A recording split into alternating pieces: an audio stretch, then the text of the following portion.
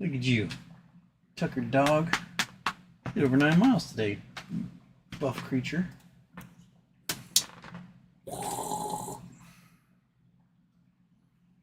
There we go. Looks like it's about to happen. There we are. All right. Hello, everybody. Welcome. It's Friday night. It's after dark. See? It's dark outside. Oh.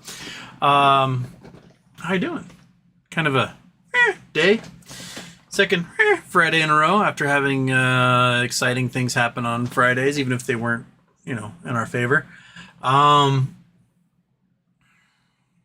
Weird day.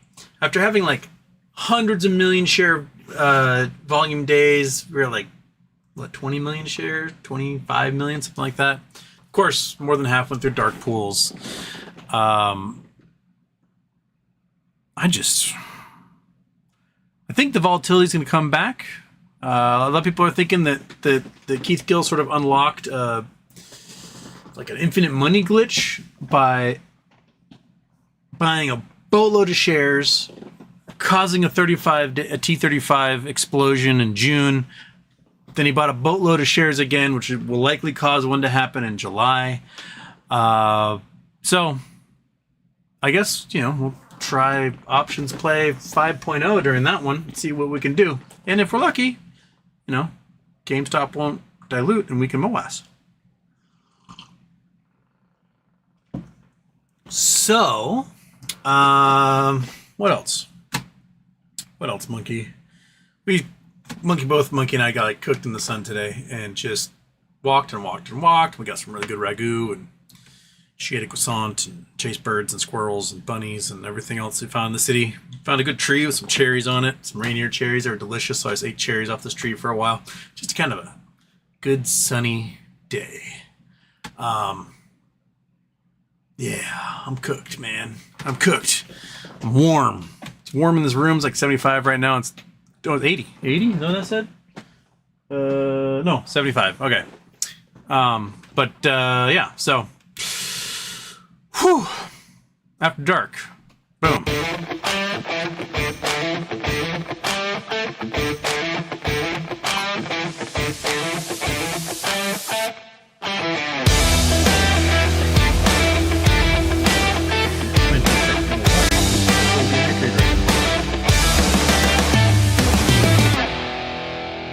Houston, we have a problem.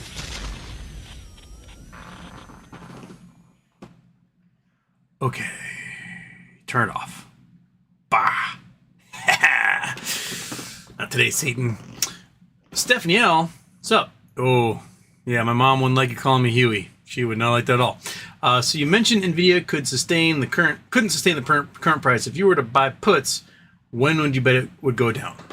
That is the bajillion-dollar question. It sounds like insiders are selling now.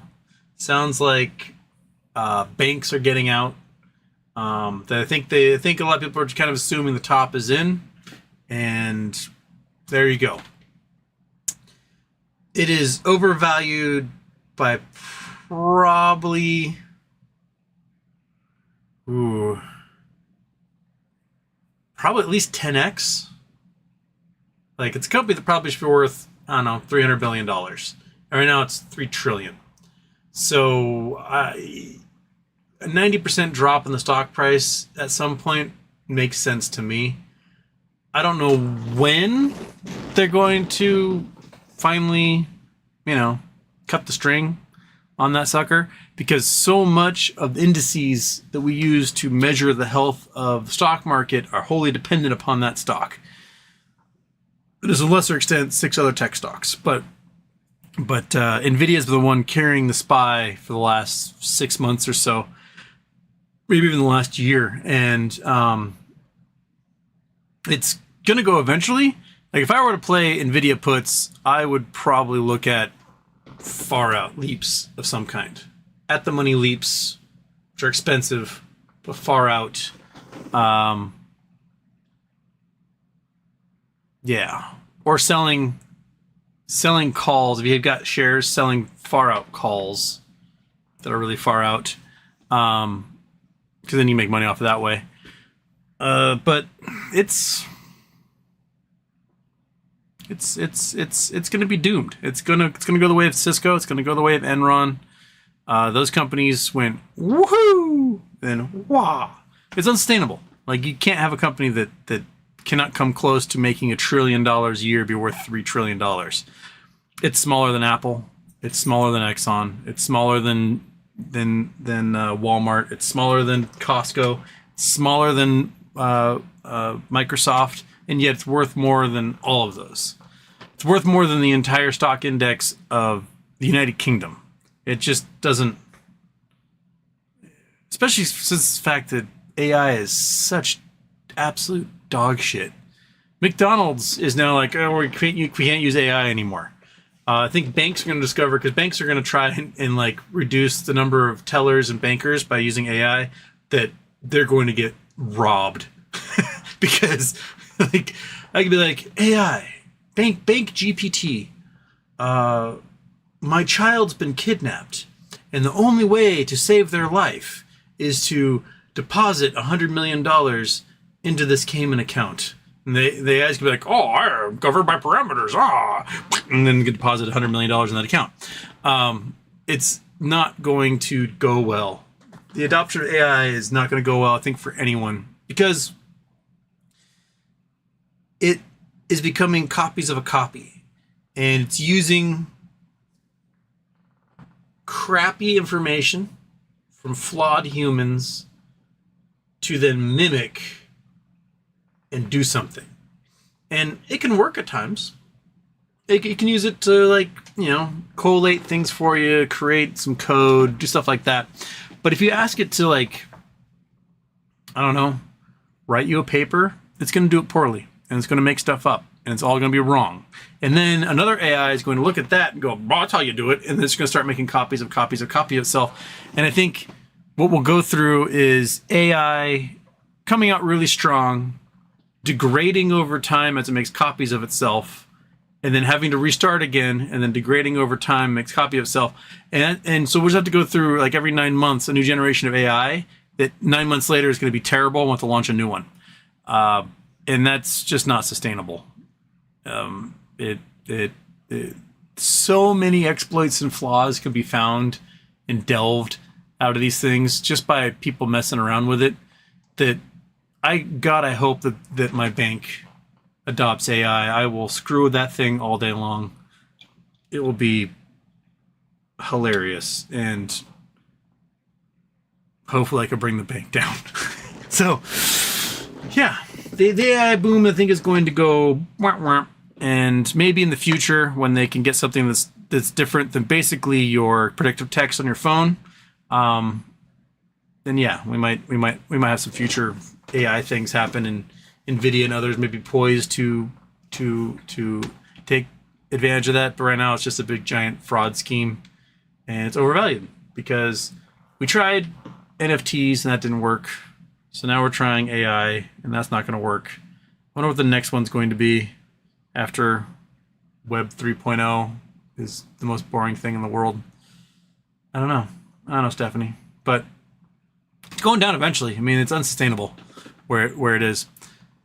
Frozen Productions, you were first. Meki Sherperiel. Houston, can you explain how to use options on T35 dates?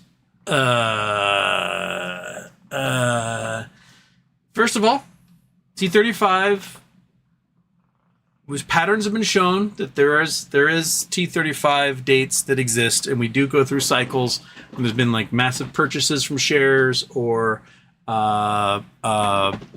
swaps expiring, things like that. How I use options basically is one of two ways. One is my degenerate gambling style, which 4 out of 5 times fails me miserably, and the 5th time, woohoo! And then there's more sober options purchasing, such as if you know that a stock is going to go up sometime in the next couple of months, you can buy an options contract not too far out of the money, when implied volatility is down and the stock is going kind of even, predicting that there's going to be volatility, say 3 months away, you can buy an options contract for further away. And at some point, if you watch the stock long enough, it goes whee at some point in there, and you can make your money off of it. Those are the two ways that I play the options. Now, if we're getting T35 coming on 6/19, and we had some T35 that's supposed to be coming in today from last month, and the stock didn't really do anything. It didn't really seem like there's much action going on with anyone. So, I mean, well, I think what we'll have to see at this point is perhaps we get volatility around the time Roaring Kitty, I don't know, teases us on a Sunday night with a YOLO update. Because I still think he's got some things he's working on or doing, possibly in an account different than his E-Trade account. And if he's like, a tee-hee-hee, that might be an indication that something's going on. And so I say pay attention to that. Once I get something like that happening, I'll jump back into options. Right now, I think it's going to be kind of meh until we have an inkling from the elder statesman about what he has planned. So I think his 4 million share purchase last week will show up at the second half of July, and that's when we might get some volatility. And when we get volatility, that's when I start day trading those options, and buying them, writing it up, selling them, buying puts, writing it down, selling those, buying options, writing it up. I just do that as it bounces up and down, and I can turn a little bit into a lot of bit until I ruin it on a Friday when Ryan Cohen eventually dilutes, and then I start all over again. So you can join the club if you want. It's gut-wrenching. Frozen productions. This is my first time being first. That will never happen again. Never say never, my man. MacroTurf. Purchase options 45, 60 days out when we're at $25, and then sell exercise when it goes 50, plus use profits to purchase more options when it goes back 25. Rinse, repeat, Tomas. Basically, I mean, that's a way to do it. So far with our pattern, we hit 50, 60, they push it right back down again. So you may as well make money on the way back down too. That's what I've been doing until I lose it all on a Friday when Ryan Cohen dilutes. But regardless, it's a really great way to do it until Ryan Cohen dilutes on a Friday and ruins everything. So, yeah. But I still think that there is a lot of dark pool trades, a lot of naked shorting that has to get rectified at some point. And we may get a little action on Monday. A lot of stuff went in the money today. Let's see if we can let's take a look at that. Boink. GameStop Corp. Boom. Give me the fresh stuff. Load. Or don't load at all. Just spin that wheel and do nothing. There, friend. Yeah. Exit page, man. No one. Okay. Yes. Let's go ahead and open up a new one. There we go. Okay. Bam. Come on. Man, everything's so slow. Just do your thing. There we go. Okay. So this was today. No, it's not today. Did they close out? But no, I want to look at today, not next week. It's not. I guess it's midnight on the East Coast, so they just so I have a problem with doing a late night show. Now I have no idea how many went in the money because they just deleted that whole options chain. We got a lot of the 30s next week. Got 17,000 on the 30s next week. It's a lot for a weekly. There's still a whole bunch of YOLOs out there. Yeah, a whole bunch of YOLO weirdos. I don't think that's happening. I don't think that's happening. But a 30 could happen at some point during the week. Especially if I think we put in 5 or 6 million shares in the money, and we were above max pain. So I think we may get a touch of action on Monday as a result, especially with such a low volume day today. But yeah, the implied volatility this week was insane. Like, we were at, well, it doesn't show here, but we were at like 2,000% for the 125s. Like, there's no way things gonna move to $125. Mathematically, just wasn't gonna happen. But the options writers are treating it like it was a possibility, and it's just no, that's not happening. Very weird stuff. Even, Unusual Whales, like, this is weird. These are very weird implied volatility numbers we got. And when I mentioned it last night, a whole bunch of accounts I have never had any interaction with whatsoever, like, oh, it's totally normal. It happens, on day of close. I'm like, no, it doesn't. You don't get 2,000% implied volatility on an option that's $100 above the strike on a Friday. This day it's closing. There's no way it's going to be volatile enough to get anywhere near that thing. What are you guys smoking? But, it is what it is.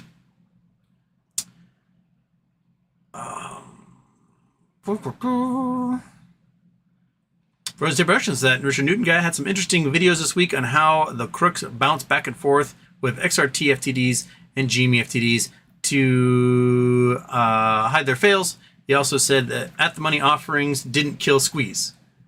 I disagree with that one. I disagree. I disagree with that portion.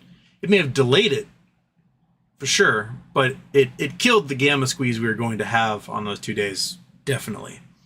And the gamma squeeze can lead to a following week's gamma squeeze, which can lead to a following week gamma squeeze, and then you get something like Nvidia. Nvidia's been riding a gamma squeeze for 18 months. Every week it finishes up, puts a whole bunch of options in the money. They got to go look for the next week. Then cause next Friday, put a whole bunch of options in the money. It's been a giant gamma squeeze for a year and a half now, and yeah, you can squeeze the heck out of things. If everyone had been short on Nvidia, they'd be screwed right now. So if we had the gamma that we were going to have on, say, the 7th, right, which was just a weekly, that could have led to share prices bouncing off the hundreds the following week, which would cause a giant gamma on the 14th, which would cause an even bigger gamma for the 21st, when we had hundreds of thousands of contracts that could have potentially gone the money, and then we would have had MOAS starting Monday easily. But yeah, selling 120 million shares in 3 weeks allowed shorts to identify locates like crazy, and then short the hell out of the price in the pre-market and just kill the squeeze.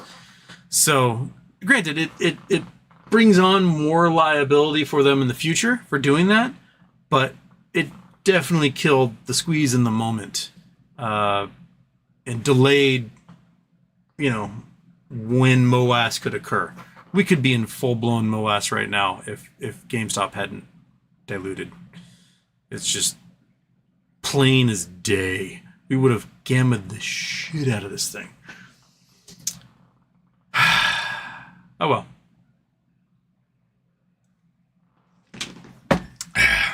C'est la vie. Right, Floor Dog? Mm-hmm. She's so tired. Absolutely just tuckered. But yeah, the stuff about XRT is so insanely shorted. Just the short interest that hedge funds are willing to admit it shorted 400%. Right? That's just what they're willing to admit. And if you have to use something like XRT, an ETF like XRT, to short the hell out of GameStop, you're desperate. Because each share of XRT has like this much of a share of GameStop in it. So if you want to short one share of GameStop, you have to short 20 shares of XRT. So you have to just pound that thing like crazy. And some of them take the shares and they peel those fractional shares out of GameStop one after another, and then they piece it together. Then they do it that way. And then when it comes time at T45, they got to go find all those GameStop shares, take them back, peel them apart, and put them back into the little XRT ETF shares, and then send it back in the market. It is just the dumbest thing. Like, you have to be so desperate to go and do that. It's like when you see a homeless person scrounging around for like the ends of cigarettes on the ground. That's how desperate you have to be to short these ETFs that all have teeny tiny little fractional shares in them. And then the problem is, because you have 100 other shares in this basket, this retail basket, whatever you do to the one stock you're trying to short, you end up doing it all to all the other 99 shares in that basket. Which is why you can, like, on your broker app, when you have your lists, you can like move your graphs around. You can see which stocks have the exact same pattern to them. And then you look it up like, oh yeah, that's an XRT stock, that's an XRT stock, that's an XRT stock. And just over and over and over again. It's so obvious. And the fact that like the SEC just turns a blind eye to it, and that, XRT went like 1,700 days in a row on the shut thresholds list. Like, do something. Do your damn job, man. Like, the shenanigans are like shaking you and screaming in your face, and you're just like, whatever. It's a normal day. Yeah.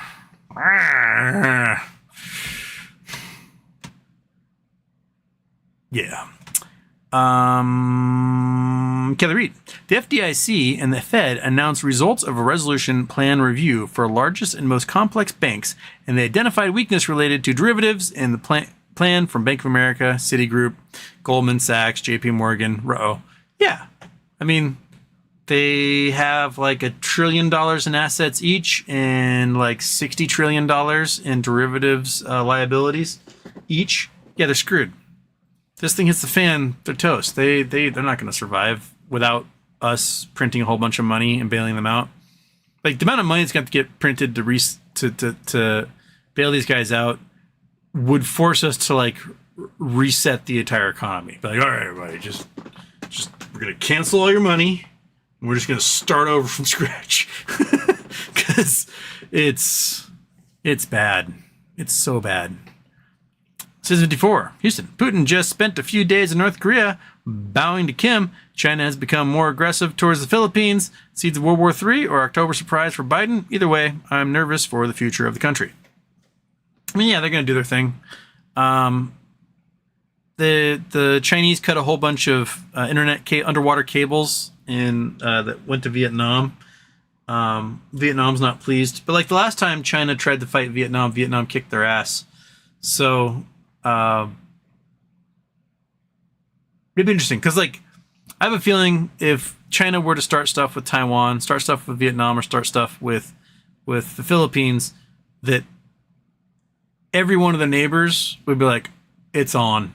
And because India hates them, Bhutan hates them, Nepal hates them, Vietnam hates them, Thailand hates them, Philippines hate them, South Korea hates them, Japan hates them. Like, They will. The United States might not have to do anything, because everyone else in the Southeast Asia might be like, I'm sick of this crap, and take it on themselves.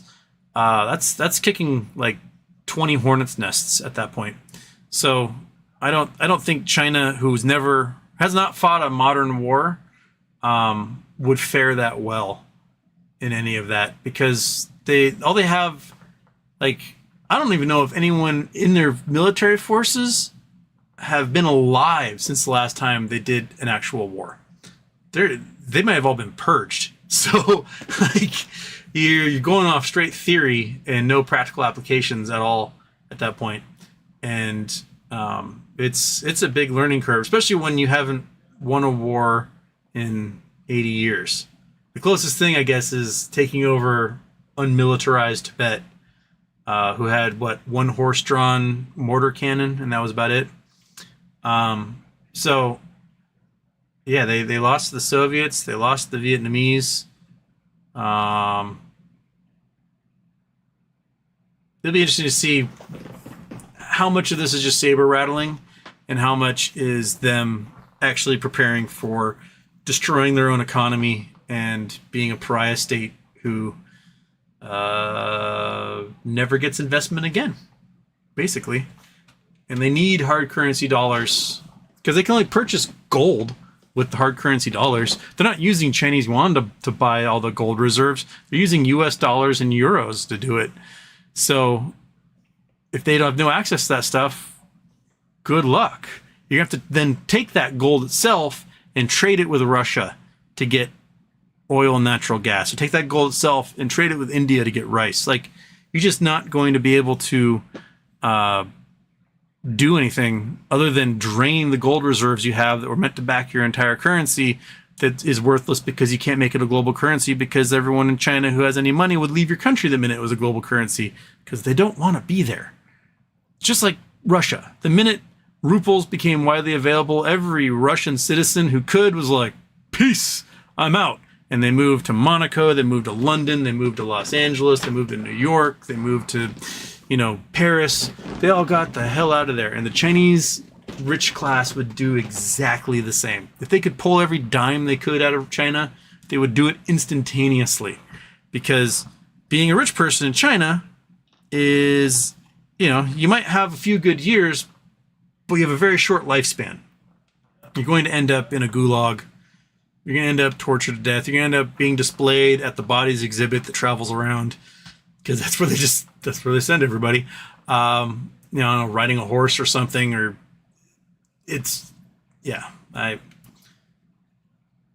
China's making some real dumb decisions recently. Real dumb decisions. And it seems to be out of desperation for Xi because his entire economy is collapsing under his feet and he doesn't necessarily know how to fix it. And you're not going to fix it by pissing off all the people who buy your goods, because then they're just not going to buy your goods. And they'll set up factories in Bangladesh and Kenya and Vietnam and anywhere else other than where you are. And it's cheaper in a lot of those places now. The wages in China have gotten so high that it's actually cheaper to build something in Vietnam.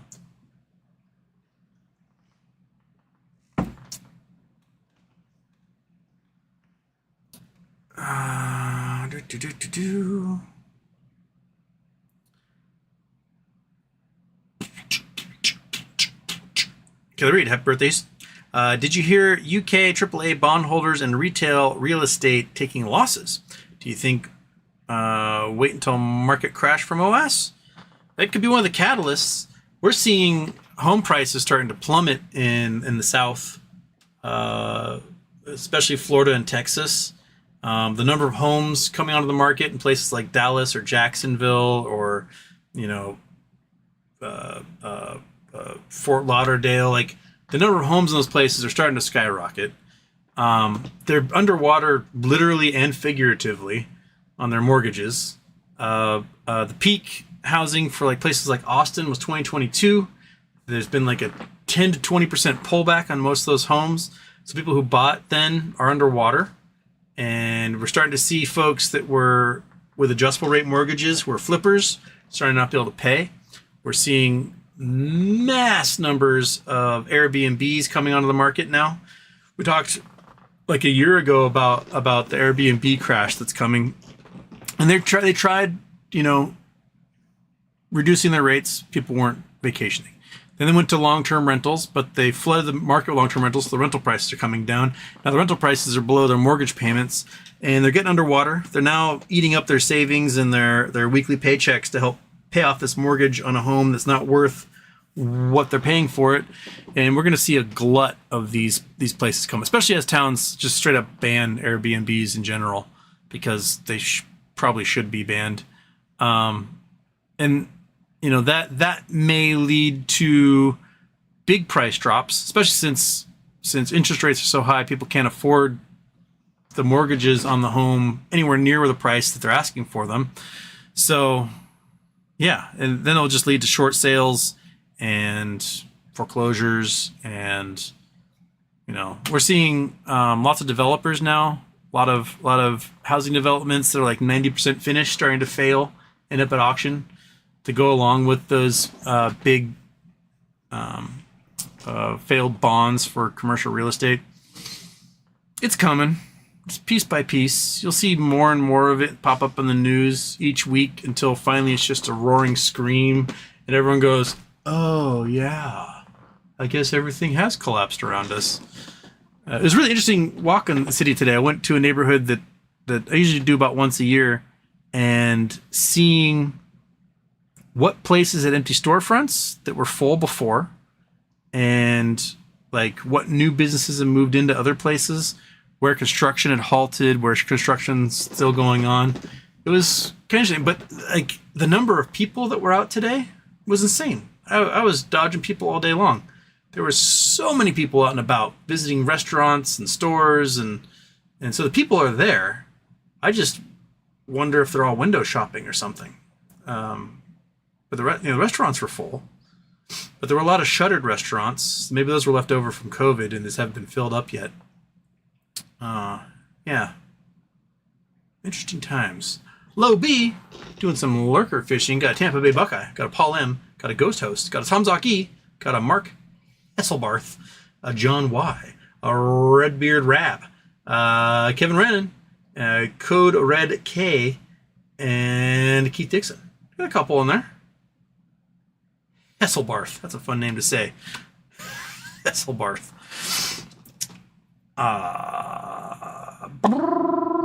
John Castro. Happy birthday, Houston. What can we look forward to as the next GME catalyst? At this point, I have nothing to justify my 3-year position. I think stay tuned to the second half of July. Unless, a whale stirs the pot somewhere in there before then. Yeah, second half of July. And then we may have old-timey swap action in August. But it does appear that Roaring Kitty may have unlocked an infinite money loop with T35, if that's what he's doing. He just takes, he makes an options play, he takes the millions he makes off of that, buys a whole bunch of shares. 35 days later, there's a big old spike in volatility. He does an options play, he makes money off that, buys a bunch of shares. 35 days later. So he may be doing that. We haven't gotten any confirmation from him that that's what he's doing. Again, come on the show, man. Bare your soul. But yeah, that seems to be pretty good DD by Biggie Smalls on that one.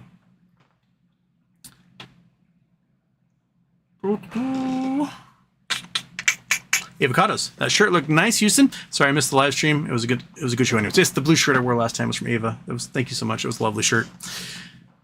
Happy birthday, Houston. It's from Frozen State Productions. Why can't you hear a pterodactyl use the bathroom? The P is silent. Joke from 10-year-old. Ninja P, monkey dog. She's out cold. John Castro, I have scabs in my legs from all the rug pulls. Yeah. J-Dog, James Webb Space Telescope versus Voyager 1, which has been more scientifically valuable?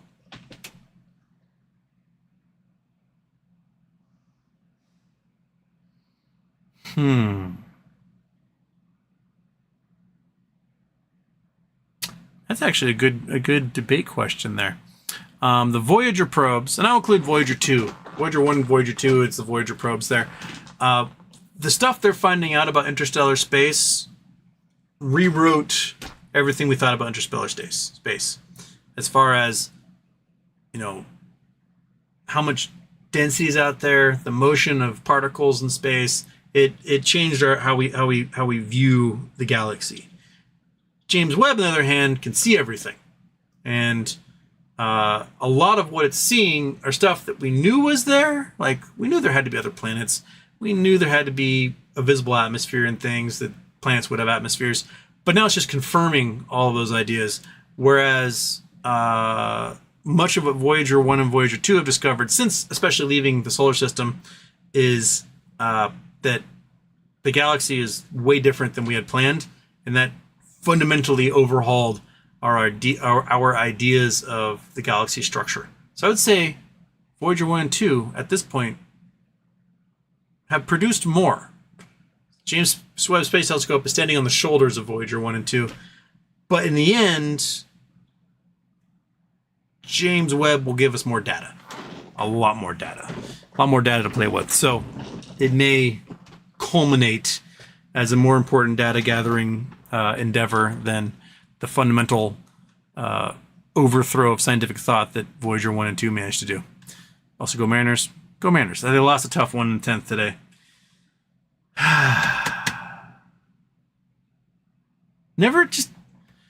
Never use your closer in a tie game.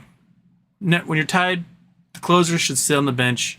Now, Muniz did not give up a run today, but the guy came on after him, who is not used to that kind of pressure, did. So just save your closer. Don't ever use your closer in a tie game. That's a pitcher's advice. Okay, Chapman, can't hang tonight? Man, I'm fading fast. Catch up with you in the tomorrow. Chaka bra. Avocados, you feeling ready for Old Timers game? And can you live stream some of it? Maybe the Jolossum? I totally watched last year because absolutely nothing going on. I'll try to live stream the Old Timers game. We'll see if it'll work.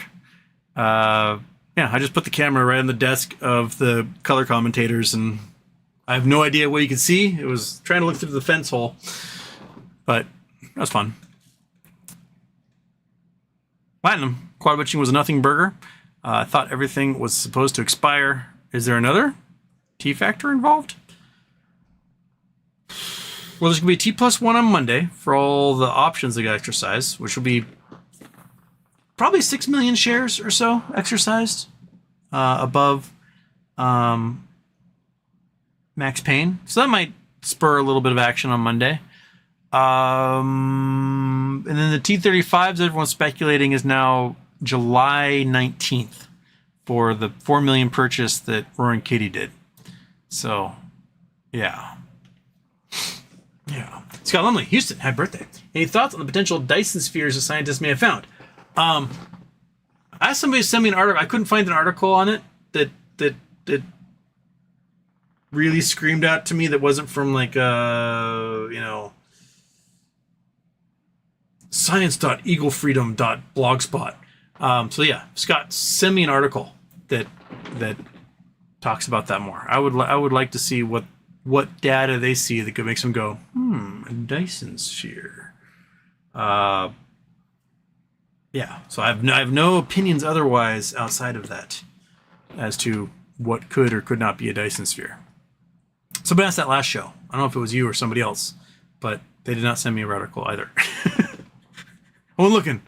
I found stuff from a couple years ago people thought might have been remnants of a Dyson sphere, but there's no confirmation from that either.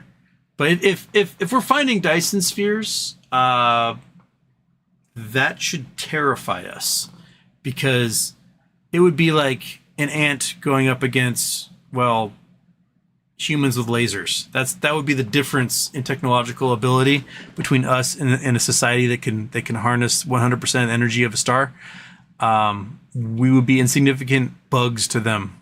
They would look at us as a curiosity, and then if they just waved a hand and we disappeared forever, they wouldn't give it a second thought.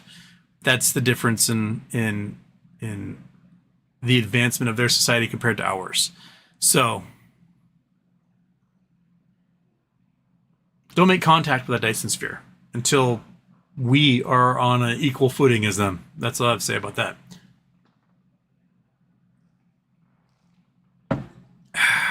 Man, I'm so dehydrated.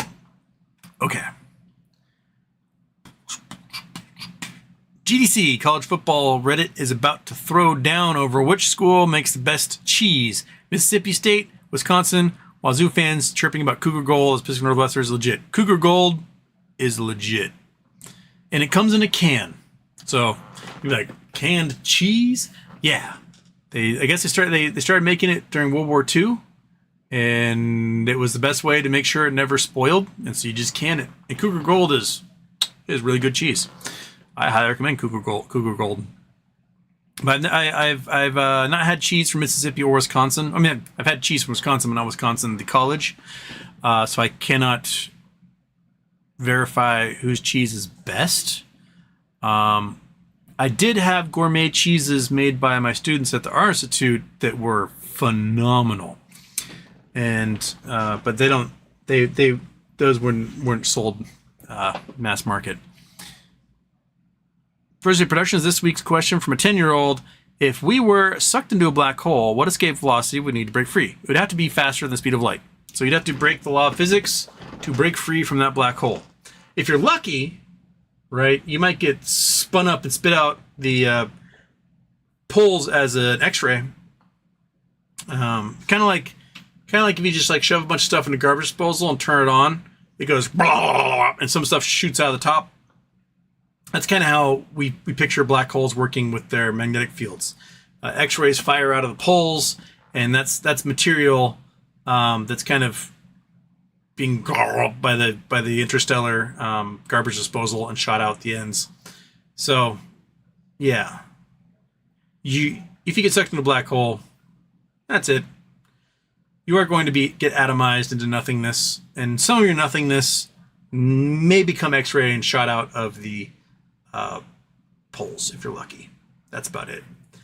Daniel Harris, have you seen Scott Tront's letter to Schwab threatening to sue concerning MMTLP? Your opinion? I didn't realize we had December deadline to act. Well, we have a 2-year deadline because I think they can throw away their data after 2 years. So yeah, there's going to be a December deadline for a lot of things to happen, and they're basically trying to draw this out as long as possible. What would be nice is to get a subpoena from Congress that says, hold on to this material. Do not destroy anything.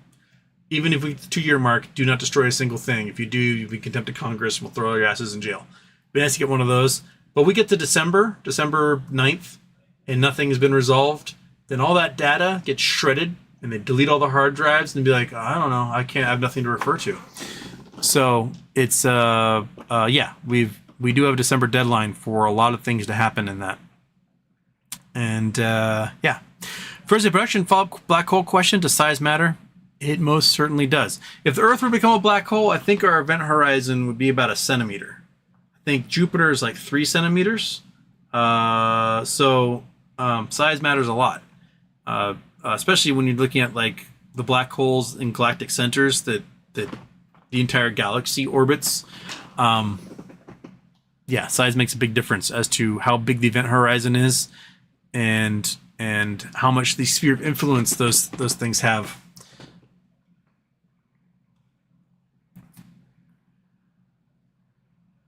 Avocados, we've gotten Mississippi State Gouda before as a gift, and it is damn good. Noted.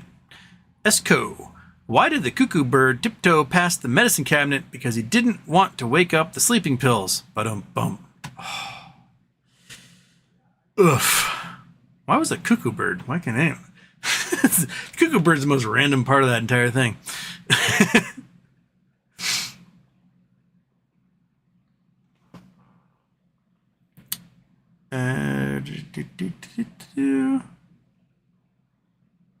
GDC, I didn't realize colleges making foods was a thing. Apparently all the old land-grant colleges have dairies and stuff. Yeah, a lot of the state colleges and ag schools do. So like University of Washington wasn't the ag school, but Washington State University was. So they have all sorts of farming related things and stuff. UW has forestry, which I guess kind of falls in there, but you're not going to learn how to like milk chickens at a. It's a joke that chickens don't get milked. I know.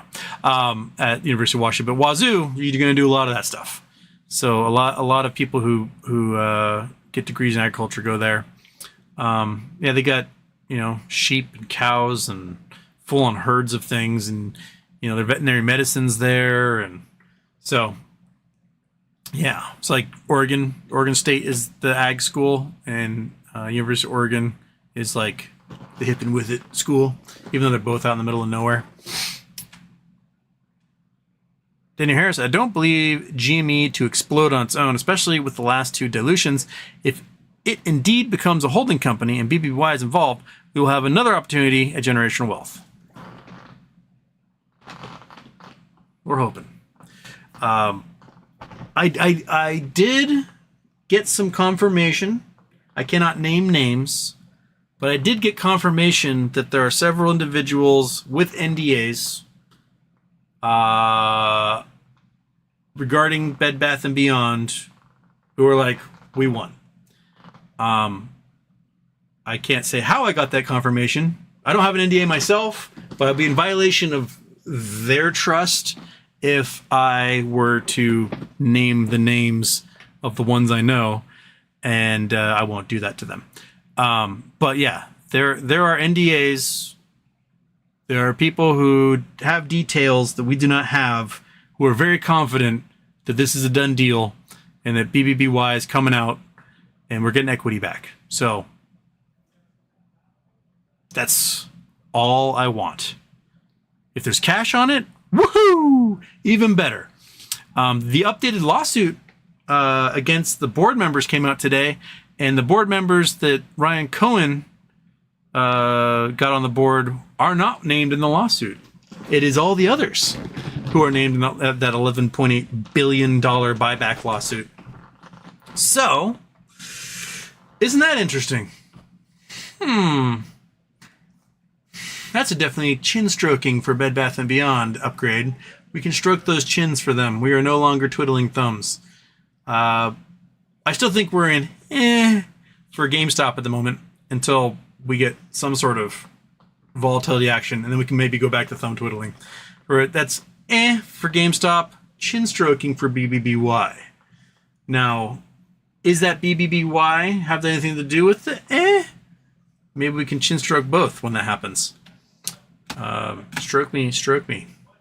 You know, speaking of Billy Squire, he's one wrote stroke me.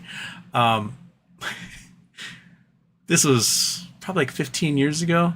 Ted Nugent had played the Clearwater Casino, which is the actually Clearwater Casino is that way, which is the local reservation casino.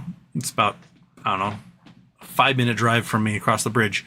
And he had played a show at the Clearwater, and the next day I was on the ferry boat in my car heading to Seattle, and up in front of me with all the other motorcycles in front of the ferry was Ted Nugent, and he had 2 6-shooters in his back, and he was on a motorbike, and I was like, holy crap, it's Ted Nugent.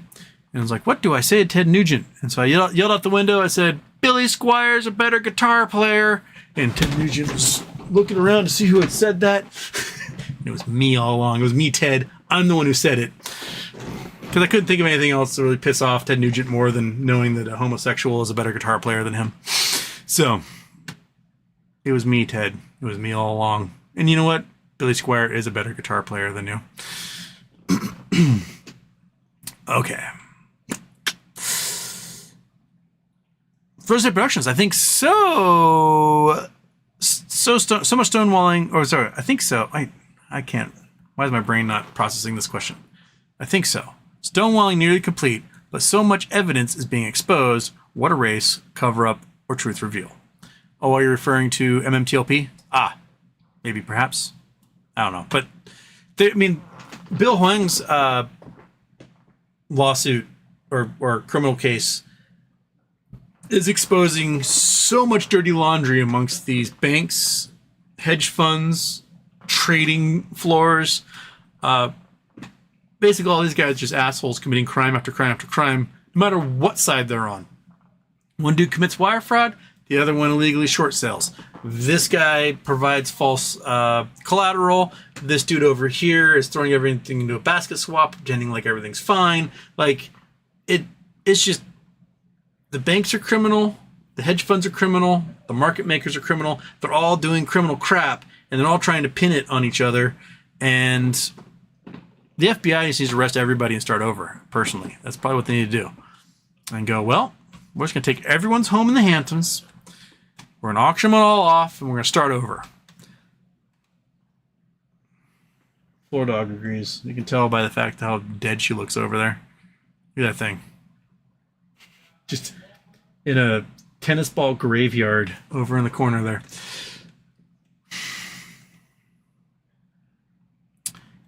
David, IJWT.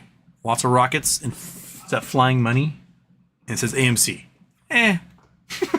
AMC is in secret talks with their lenders because they have $3 billion in notes that come due in 2026.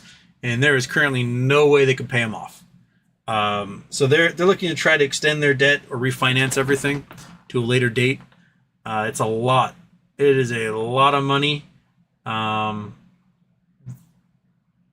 Granted, they'll probably be like, we'll dilute more. And Adam Aaron will be like, yes, sir. And he'll dilute more and pay off some of it. But he'll have to create, 1 billion shares and then reverse split again. And everyone's shares are going to shrink another 99% and go from there. Boris Raspy, Houston Moas this month or next month? I think this month is out. Potentially next month if we don't get any dilution. But this month I think is going to be like meh for the next couple of weeks. Or next week. I don't know. What day is it? Yeah, next week and change. So that means I don't think we're going to set records for Cherry Tuesday on Tuesday. But you know what? We'll meet our goal, right? Our goal is $1,000. I bet you we meet our goal because that's what you folks managed to achieve every single solitary Charity Tuesday. So, yeah. Iggy Lamone's throwing some links in there. What do we got? What do we got, Iggy? Link me. Yes, go to site.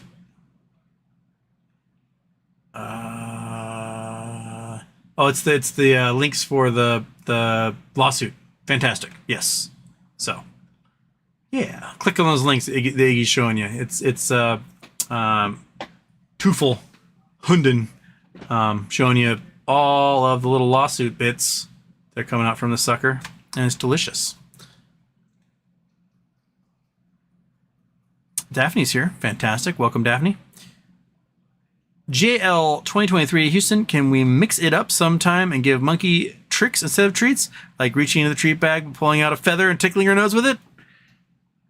Oh, did you hear the magic word? Is that why you're... I mean, I don't have any feathers to tease you with, but I do have... this, right here. Want some nuggies? Yeah? Okay. We can nuggie. We can nuggie on all those. Come get it. Show everybody what a pretty dog you are. There you go. Alright. Taco nuggies. Probably starving. That croissant was not enough to feed you. It was not. It was not. Okay. Let's go. Got one more. Where did the frugal pirate get his replacement hook? From a second-hand store. Oh. Speaking of terrible jokes, where's Jason Blackwell been recently? Is he joked out? Did he like fire his last joke and he just has no more? It's just completely just like, it's like serotonin gland is just blown out and just cannot do jokes anymore. GDC, the Dancing Burgers intro always gets me fired up.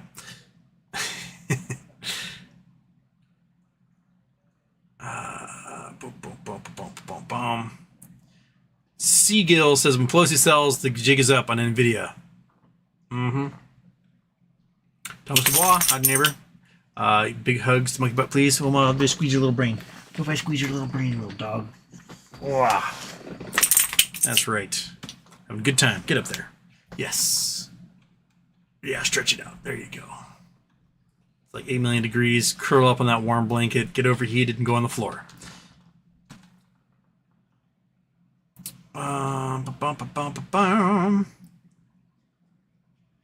Fabrizio, how are companies going to make money if they lay everyone off and get replaced by AI? A, they'll lose money like crazy, and B, they'll lose more money. That's basically it. I mean, just think about it.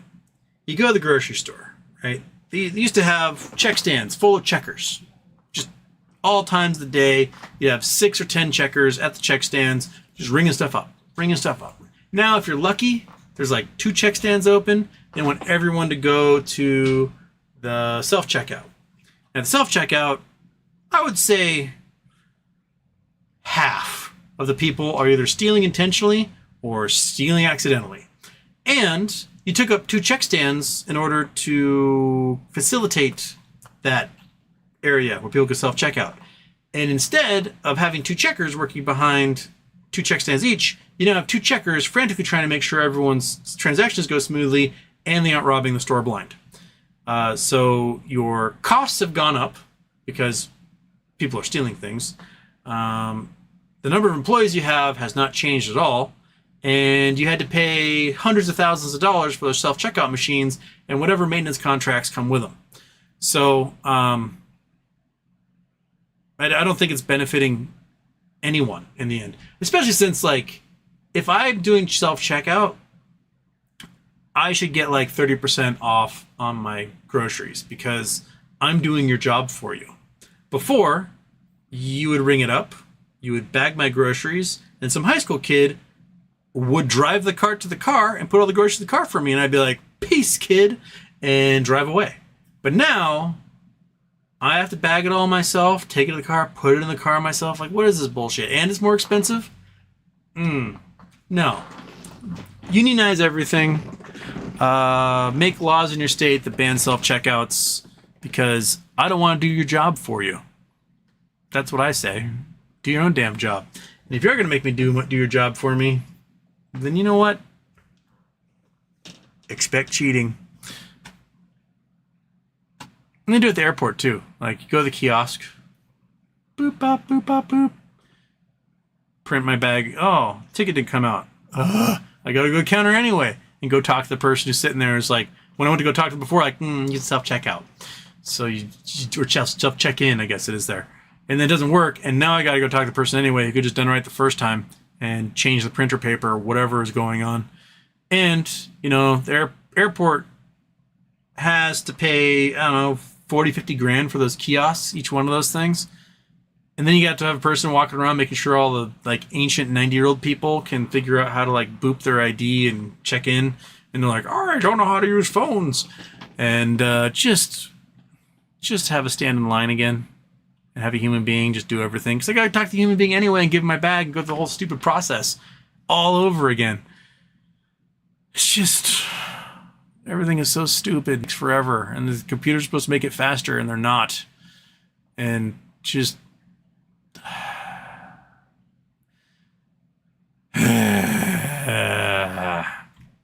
all I have to say.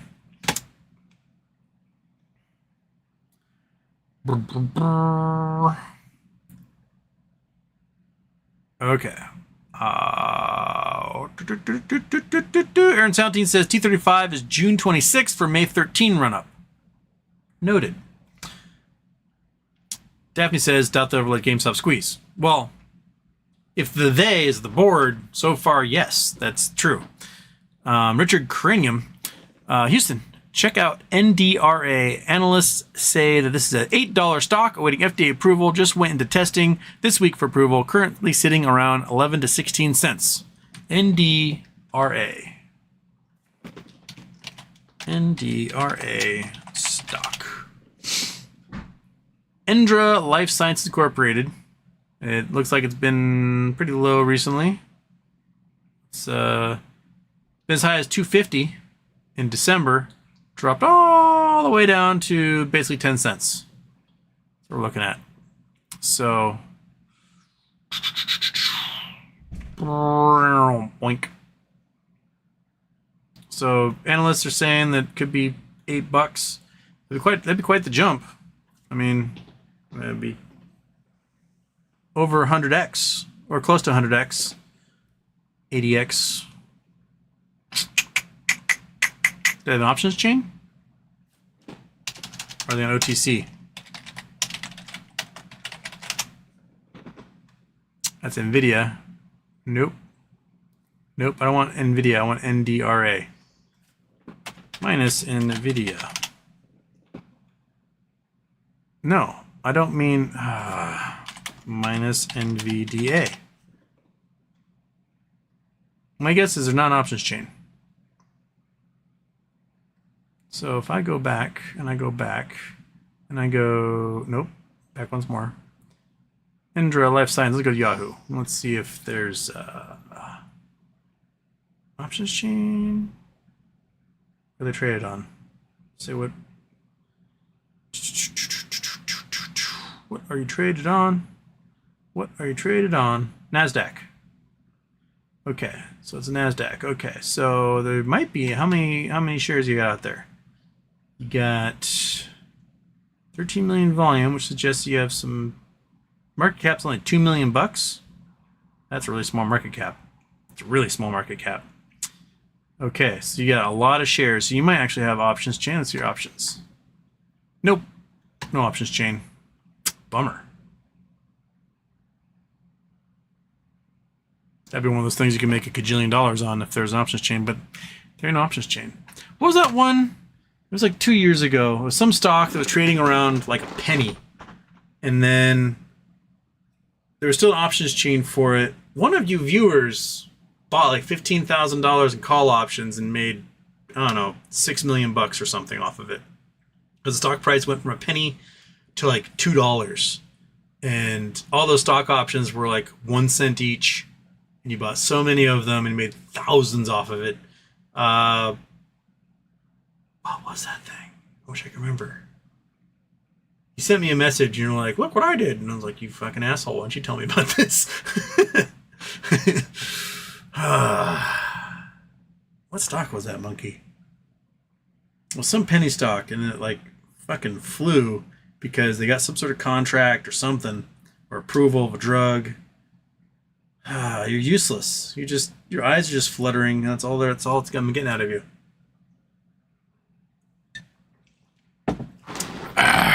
Okay. We'll go for another half hour, and then Houston's gonna, I don't know, sit in a bucket of cold water because I am very warm. It is so warm.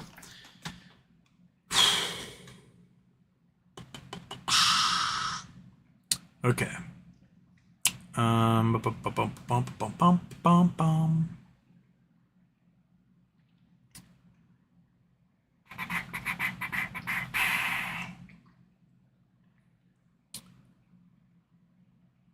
GDC, didn't Tesla squeeze August 2020? 3 months before post-election, will history rhyme in 2024? I don't know if it will with Tesla necessarily, but there will be, I think, stuff that squeezes before then, or at least has good old volatility action that could, be a precursor to a squeeze. Yeah. Animal Grimm's here. Donkey Donks is here. Corporate Walnut. What useful material can we get from the moon? The moon has 2 very valuable things. Hydrogen, helium-3, which can be used in a cold fusion process, and creep. So it's potassium, rare earth elements, and potassium, rare earth elements, and phosphate. And so there's we can do all of our rare earth elements. So like we scoop up that dust and we shake it all out to get all the helium-3 out of it. We can also use that dust to get out rare earth elements that currently we're getting from China because they corner the rare earth element market. And they basically put everyone else out of business because no other nation can invest the kind of money they did into their rare earths as we probably should, because like the United States has all the same rare earths, but the US government will not fund that, even though it's probably should be a matter of national security that we can obtain our own rare earth elements. But the US is like, you're on your own, cowboys, yeehaw! And that's kind of how we run. Other nations, develop their resources with the federal government's help. I don't know why the United States just won't do that. Like, you find an incredible amount of an ore of some kind in Canada. The Ministry of Mines and Development be like, here's millions of dollars and an investment bank to help you, get all that hauled out of the earth because we like money. In the U.S., you don't have that kind of help at all. Case in point was the Kelsey Lake diamond mine in Colorado. The mine opened in 1997. Was able to produce about 100,000 carats a year, which it's $100 million a year or so of diamonds. And the De Beers cartel was like, no, you cannot make this diamond mine work, make diamonds. You cannot sell. You cannot. And the Americans are like, fuck you. We can do whatever we want. It's America. And the Dutch secret agents of the De Beers cartel were like, you're all gonna die. Didn't necessarily kill people at Kelsey Lake, but they did like kill their dogs and blow up their cars and burn their houses down and destroy all their equipment. And by 2003, this mine, which theoretically was making a profit, they just closed it down and were like, we're out. These crazy Dutch secret agents from De Beers are kicking our ass and nothing we can do about it. They'd asked for the U.S. government to help. The U.S. government's like, solve your own shit. Conversely, a scientist from the University of Washington was looking at a map of northern Canada. He's like, these look like kimberlite pipes. And so he approached Canadian government. He's like, hey, Canadian government, I think there might be diamondiferous kimberlite pipes in the Northwest Territories. And the Canadian government's like, you think so? Well, here's $3 million and a whole team of people. Go look. And they looked, and they found diamonds. And the Canadian government helped them develop one of the largest diamond mines in the entire world. And De Beers was like, whoa. You are not allowed to do that. Our cartel controls the diamonds. The Canadian government was like, pew, pew, pew, pew, pew, pew. And De Beers got absolutely destroyed. And within a few short years, De Beers went from 90% of the market to below 30% of the market. And countries like Botswana were able to kick out De Beers and develop their own diamond resources and become one of the fastest growing economies in Africa and, raising the quality of life for everyone across their country. And the United States government could have been doing that the entire time. But no, you're on your own, bucko. Deal with these scary, private military contractors who work for the cartels on your own, their friend. But no, the Canadian government was like, fuck you, we have a military. And De Beers was done. And allowed Australia to develop the Argyle mine without De Beers. It allowed Brazil to develop their mines without De Beers. It allowed Russia to do it without De Beers. And the diamond market is way more egalitarian now. They can't price fix as well as they used to, so the price of diamonds have kind of, But at the same time, cool. Botswana is no longer under the thumb of these folks, and they can not only mine the diamonds, but they now teach people in Botswana how to cut the diamonds, so they're a one-stop shop.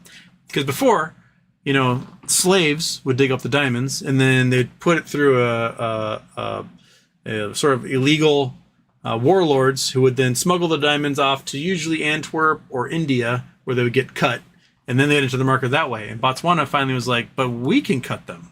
All you need is like a disc and a stick, and you can cut a diamond. And they taught everyone how to do it, and now they're a one-stop shop, and they're making a bunch of money, and the quality of life is improving.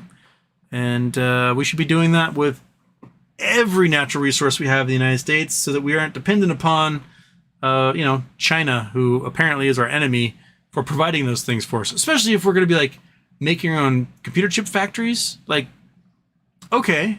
We may have our own computer chip factories. Cool. We still have to buy half the resources from China. So, what good is being able to make your own computer chips if China goes, you cannot have rare earths? Okay, we will try to develop our own rare earths here in the United States. With what money? The government's not going to help you. You just got to go full bore, man. It's like, why it would be healthy for us to have a sovereign wealth fund in the United States? Because we could have a sovereign wealth fund doing these VC actions all over the country and spurring investments and stuff and making money off. Like if we had a national oil company, we'd be like Saudi Arabia, right? We wouldn't have ExxonMobil screwing us over constantly. We could develop all of our oil fields ourselves and just be like making it rain on schools and infrastructure all day, every day. I just wish we just did things the good way. Not everything needs to be, some weasel who can like screw everybody over and then become a billionaire as a result and then just become even worse. Like I wish we just did things reasonably. Right? You can agree with that, right, Monkey? Don't you wish that? She's like, I don't care. I'm very tired, right? You're very tired? Yeah. Okay.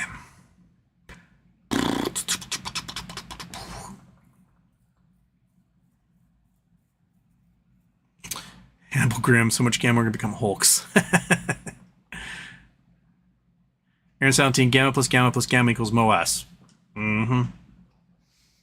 Squeeze that, baby. KCTV, Houston. Know those recent videos of the white YouTubers speaking Mandarin or Chinese and Chinese people freak out? That's basically because as a people, they generally more racist, or what's the shock? I think the shock is usually when they meet white people, their Chinese is terrible. That's probably the shock. So they're like, whoa, it's actually good Chinese. That's probably what it is. My apple's ripe to YOLO. Houston, what's your thoughts on what Biggie said on PP Show last night about DFE finding a loophole with them internalizing his buys and dropping them later so he can piggyback with a call? I think it's spot on. I think it's totally spot on, and that you know, that's probably one of the reasons why he wasn't freaking out so much for the dilution. I think he was a little disappointed because I think he was hoping it would trigger something much bigger, but he obviously has figured out a way to generate capital, and he can buy shares, trigger a squeeze, buy options into that squeeze when implied volatility is down, generate a bunch of cash on that, buy more shares, do it all over again. And I think it's right on. I think it's really brilliant analysis, and I don't know if Keith set out to do it that way, or if he discovered that that's what happens, and he was like, oh my. Like, I think about, you know, there's like doing something intentionally, and there's finding out something you had a different effect, and you're like, oh, well, let's try that again. My sister had this dog, Max. Max was a cool dog. He was a Newfoundland mix of some kind. He was huge. He was like 150 pounds, like Snoopy, only not an asshole. And he was ball obsessed. May have had some lab in him or something. And he loved water. And like when she lived in South Carolina, we went to the beach and I went surfing with this dog. Like, I'm surfing a wave and the dog is body surfing next to me, having a great time. It was really cool. So she's back in Northwest. We go to a friend's house out in Hood Canal, where there's Hood Canal oysters everywhere, and they're delicious. And I was just taking oyster shells, and I was just throwing them into the water, and the dog would jump into the water. And he would dive down like 10, 15 feet, grab the exact oyster shell I just threw out, and bring it back to me. Not a random oyster shell, the one I threw, and I'd throw it back out there again.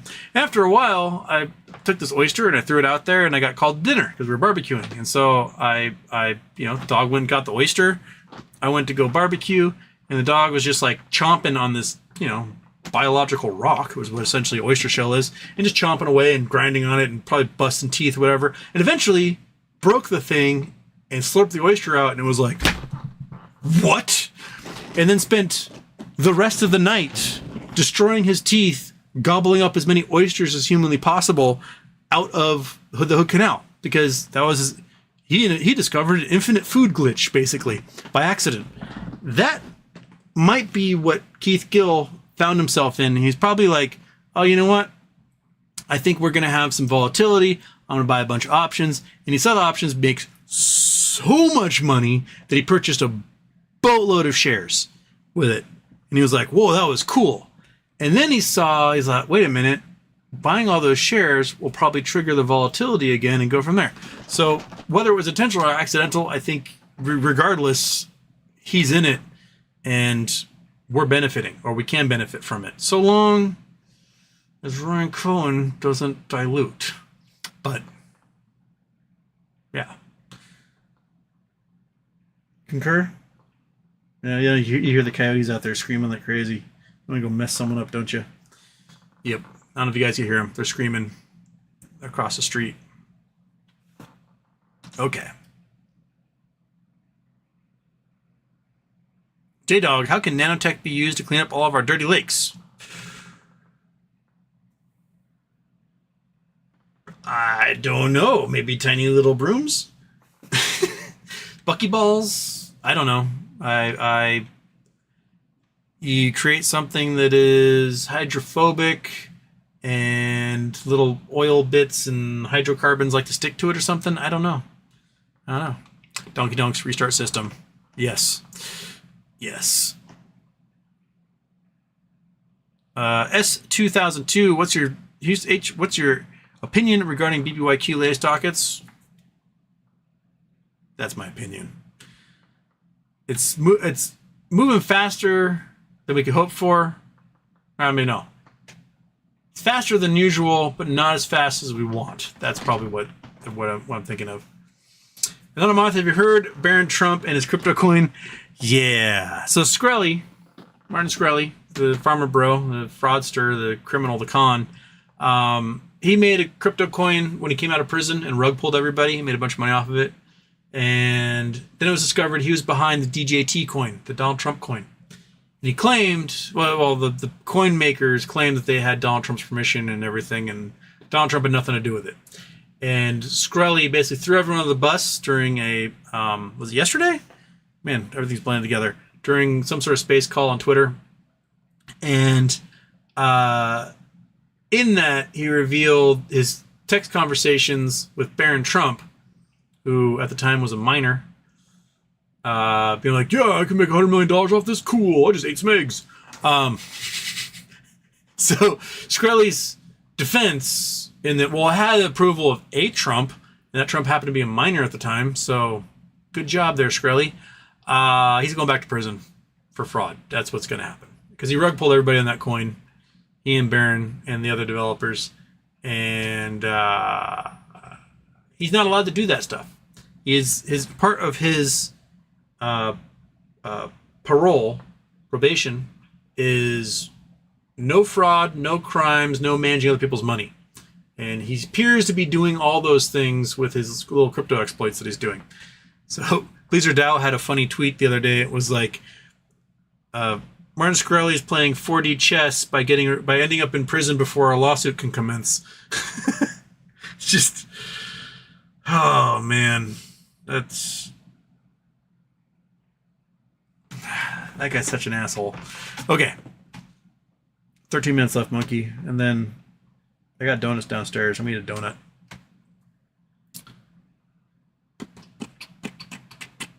Off meta, I'm with you in that it killed the gamma. The argument Newton was saying was algos were in control to kill it on Friday for Max Payne, and GME offering beat them to the punch while the price was up. But I don't know.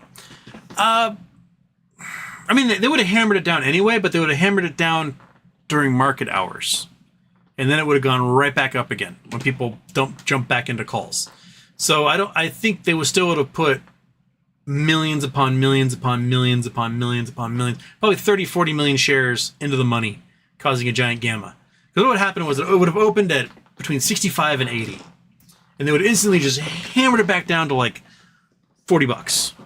So my plan was sell my calls, buy a whole bunch of 0-day puts, ride that sucker down, make $1.5 million off of it, and then take that $1.5 million and buy upwards of 7,000 in the money puts late in the afternoon, or they started 7,000 in the money calls late in the afternoon, or right before Roaring Kitty's show on the 7th, and look for the candle of them desperately trying to find 700,000 shares by the end of the day. And I wouldn't have been the only one. There would have been a lot of folks doing exactly the same thing. But by dumping those shares allowed them to push everybody's options out of the money before open even happened, so that none of us could realize any gains off of what we had. I mean, I had options at $47 and $50, and they were far into the money during the overnight trading, during the after hours trading. I mean, heck, before after hours finished, I was up like 60K. But by open, gone, poof, done. Why? Because the stock price went down to $30 and killed all of those options everyone had that were in the money. And that's why you don't dilute on a Friday when gamma's happening. You could have announced share dilution the following Monday, Tuesday. You could have done it the Tuesday before, right? And we wouldn't have loaded up like this. It being like, ooh, we're all going to retire. Yeah, he killed the gamma. Straight up killed the gamma.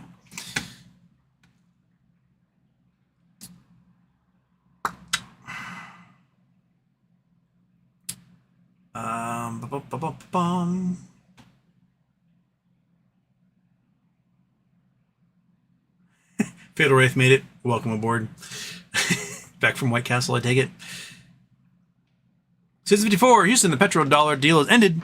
Suddenly, I'm seeing more and more articles about Saudi involvement in 9/11. How will the end of the petrodollar affect the strength of the dollar?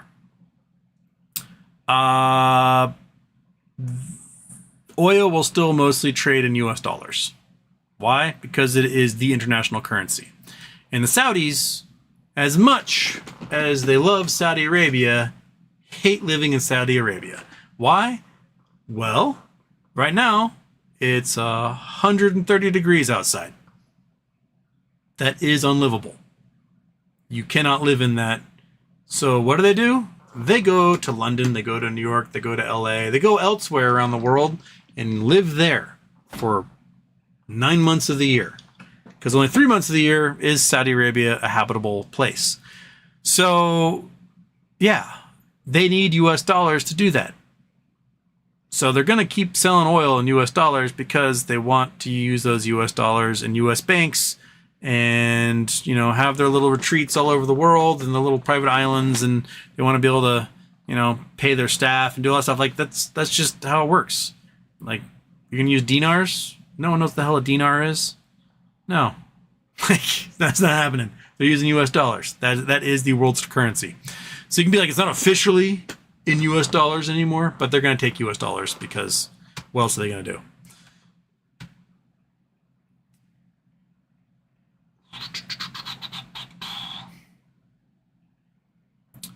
John Vasquez, didn't 40,000 options expire on the money today? Just 40,000 were exercised at the $20 level alone today. So it was more than that.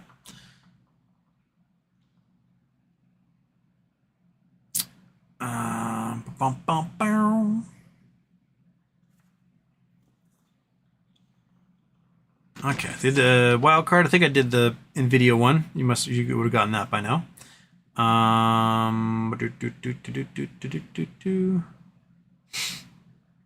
Said before, Houston buy some puts so RC doesn't buy back.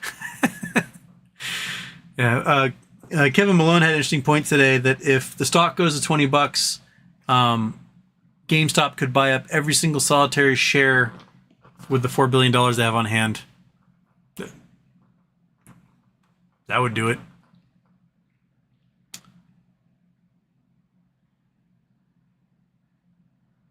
John Doe, I hope states start banning Airbnb industry would be faster than doing it city by city. Yeah, Hawaii did it. Hawaii banned Airbnb statewide. New York did it in the city itself, but not the statewide. It's really hitting hard in certain places like rural Rockies. You know, these small little mountain towns, and now every house is an Airbnb, and people can't afford to live there anymore. And it's just a bunch of like, you know, frat bros and sorority girls having a party weekend in the mountains, and no one else can live there.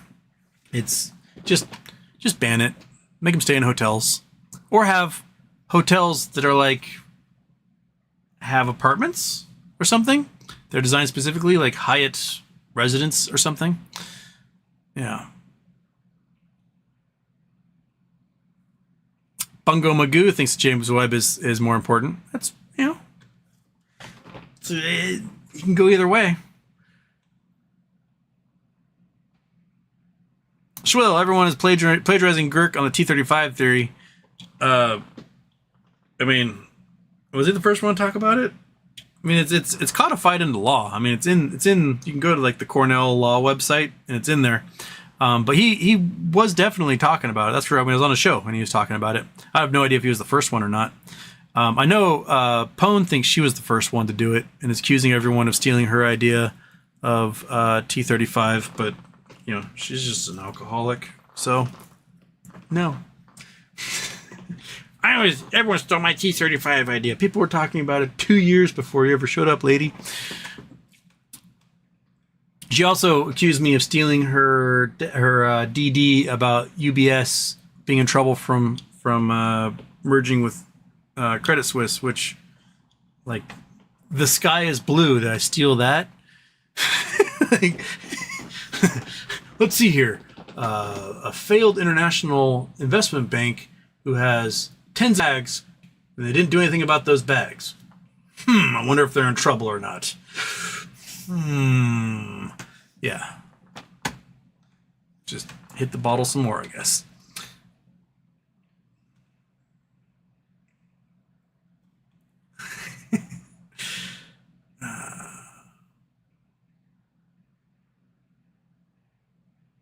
KCDB, if you discovered an infinite money glitch, would you tell anyone? Is that what DFE did and didn't take the billion payout, instead kept the glitch he found going?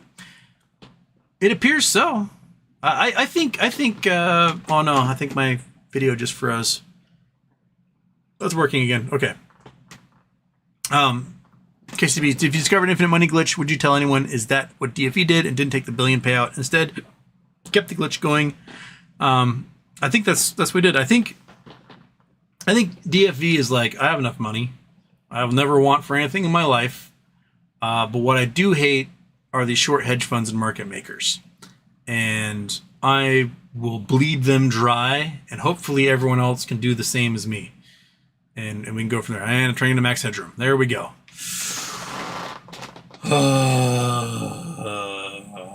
Center yourself.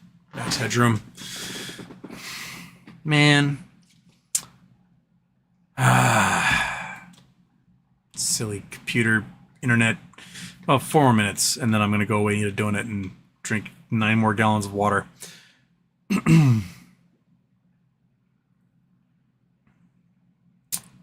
Okay. Oh, crap. I just reset the whole chat, too, and now I lost where I was. Scrolling up. Eric, in Florida, homeowners' hurricane insurance is really high, where sometimes you can't even get it at any price. Also, condo HOA fees can double or triple, and you can't do anything about it. Well, yeah, the special assessments that have hit a certain generation of Florida condos after the big giant collapse that happened and killed a bunch of people are expensive as hell. And yeah, you can't. The special assessment is basically being forced on them by the building code inspectors, being like, look, this is inferior concrete. Your entire building is a piece of shit. It's 60 years old and it's failing. So you have to spend millions of dollars, take out a giant loan collectively as homeowners, and rebuild the whole structure. That's basically what's happening. And insurance companies will not insure those buildings until it happens. So you're going to go through, storm seasons where, I don't know, Fort Lauderdale just rains 24 inches in 24 hours just because the storm system just hangs out, goes thump. They're at the edge of a heat dome. Florida's screwed, especially since the hurricanes are gonna keep coming in, and the state basically made an infinite money glitch for the insurers with their weird reinsurance program they have, and they made it so that people who have insurance can't sue their insurance company to get them to pay for things. Basically, just accept what the insurance company tells you and the money that they're willing to give you, and that's that. And now, with their laws about not providing water breaks to construction workers and stuff who work outside, good luck finding anyone to work on your roof in the summer in Florida, right? Oh, my roof got ripped off, but there's no one to work on roofs anymore because their employers won't give them water breaks. They're really shooting themselves in the foot in a big way. It's brutal, and I guess deserved at this point, because that's the government you elected, a pretty shitty government who cannot function and do anything right. KCDB, Elon made all Twitter likes disappear and is promoting porn on Twitter. He certainly knows his audience, being many nerdy devs on platform. Smart move or fail? It will result in less advertising than he already has, which has dropped 90%, 89% or whatever it was. The big bummer is when I come across horrible Nazis saying something, and I see there's 150 likes, I can always click on that sucker, and it was just a great ban list to go through and just ban a bunch of Nazis after I have them show up on my timeline. And now I can't click on that thing to see who these assholes are who are like, Gavin McGinnis is awesome. So, yeah, it takes a lot longer to nuke those accounts for me. Daphne, what do you think will happen with Boeing? Will they prosecute and fix all of their quality issues? It is scary. We need the old-time trust busters to end these monopolies. It sounds like what's happening with the government is that they're going to have a government minder come in and force the issue and force them to fix this stuff and bring back engineers who are quality inspectors, quality assurance people. And then those engineers will report to the government inspector. and the government inspector will ensure that things get done and fixed, and that agreement is going to keep the Boeing people out of prison. And if they don't accept it, then it'll probably be prison for them. So that sounds like what's going to happen is that Boeing can be forced to pay a boatload of money to hire back all of these engineers to do the inspections. They're going to have to pay a fortune to laid off machinists and mechanics to train the young people that they kept behind, because the old people are expensive, right? Oh, you get let the old people go, we're cool. But then realize that the young people were so dumb and inexperienced that they couldn't do what the old people were doing. So you end up losing money like crazy. So they have to hire them back as consultants at 4 times their old pay, because now they're contractors. And you have to have them sit there and hold the hands of the young children who are learning these techniques and ensure that it goes well. So Boeing just basically, I think, doubled their expenses overnight as a result of fucking up for the last 25 years. So you can cut all the expenses in the world, but if you keep getting sued and making planes that can't fly, you're going to lose money in the end and lose contracts and everything else. So yeah, the government's got to come in and teach the private industry how to do things right. And so the private industry can survive because they're a gigantic government contractor, and we need them. We need them to make things that work. They're the largest exporter in the United States. So yeah, all right. On that note, a very, very warm Houston is going to go downstairs, eat a donut, drink a whole bunch of pink lemonade, and call it a night.